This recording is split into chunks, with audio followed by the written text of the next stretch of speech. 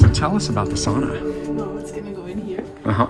And then we're probably gonna have a divider or like a door in here. Uh-huh. There's gonna be a bench over here. Uh-huh. And some hooks so you can put your clothes on and stuff. Uh-huh. There'll be a door then from the changing room into the sauna. And then benches somehow. Here and maybe one a little bit further up. Maybe right here. Somebody could sit in the middle still, maybe.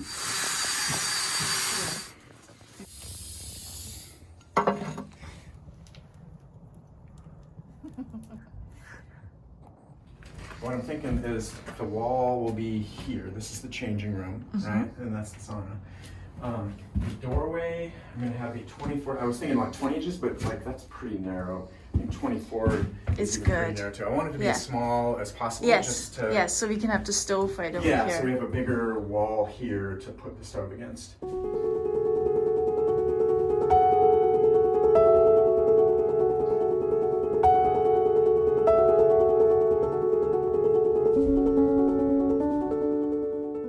It's time for tiling.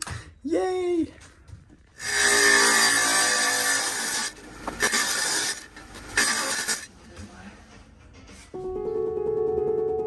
This is my threshold.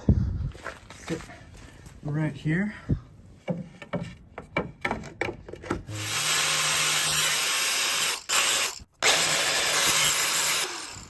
These were the fence boards from Lucca and Corey's Malden Street fence. I'm gonna plane them down and use them for the sauna siding, but there's nails in here that we have to find. Ah, right in there.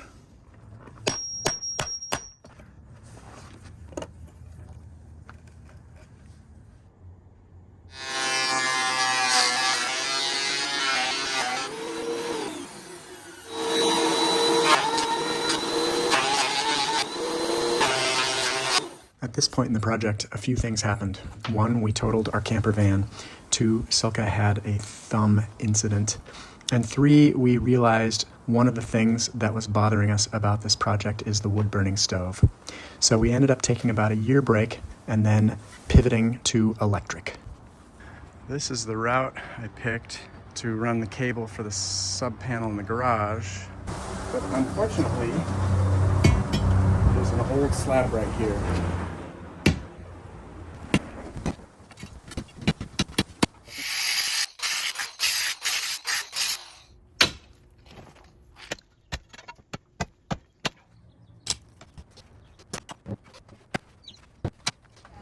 The electrical cable has to be 18 inches deep, so I made a little line here on the shovel that's 18 inches.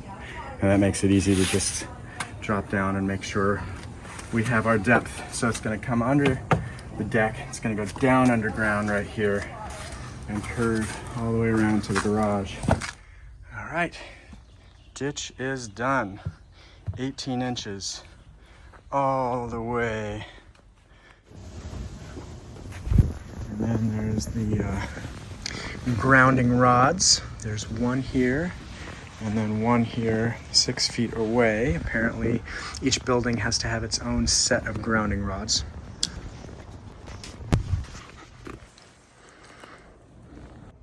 Gauge, which is a little bit overkill for 30 amps.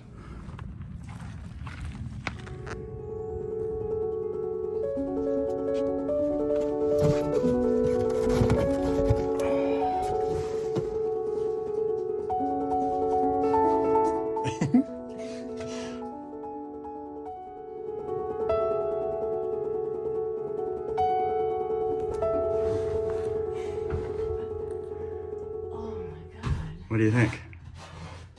Yeah. Yeah? Yeah. Wow. Move the butt a little bit that way and make this a little bit longer. Yeah? Yeah. So the top bench is done. Flat configuration. You can get a few people up here. There'll be another bench down here. There'll be benches on the side. But then this guy is configurable like this. There's 3 positions. Medium, highest, lowest, and then like that.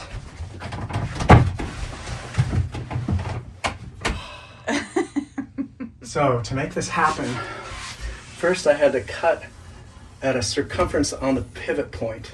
Like, so that's the center of this circle here, so that as this thing rotates,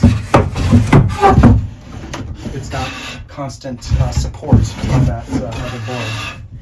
And then this guy here, when it's in the down position, it rests against here because there's a slight angle. And then this guy right here, so there's more surface area when it's all in this position.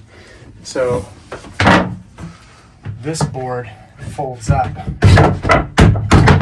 when it goes into its down position. And in order to get all this stuff to hinge right, I basically made these fabric hinges. So there's denim stapled and glued between each joint there.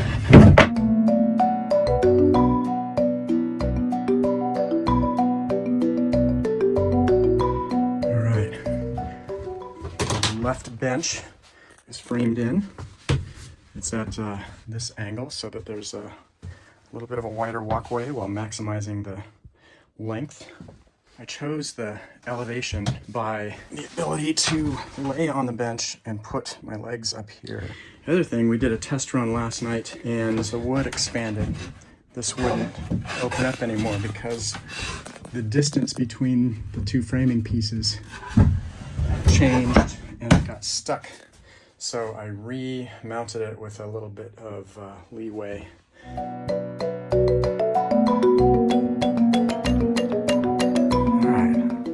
See where we're at.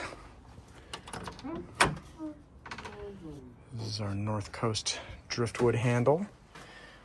Here's the changing area. Still a little bit of siding to do here, but the ceiling is all in. And the robe racks are in. And then check this out. We've got our saloon door, which opens that way and that way. And I just put in this bench. Okay, the bench is done.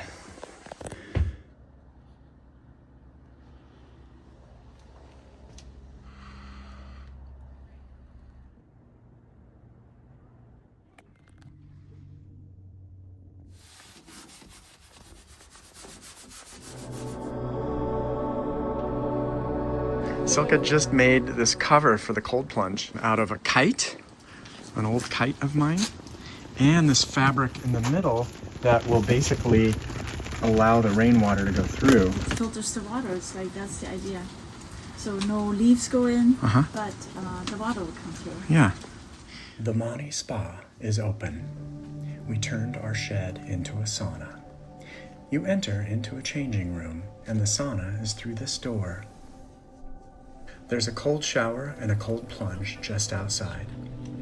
In this mode, it seats 6 comfortably, but then some of the benches can go into reclining and leg support mode. Contact us to schedule your appointment now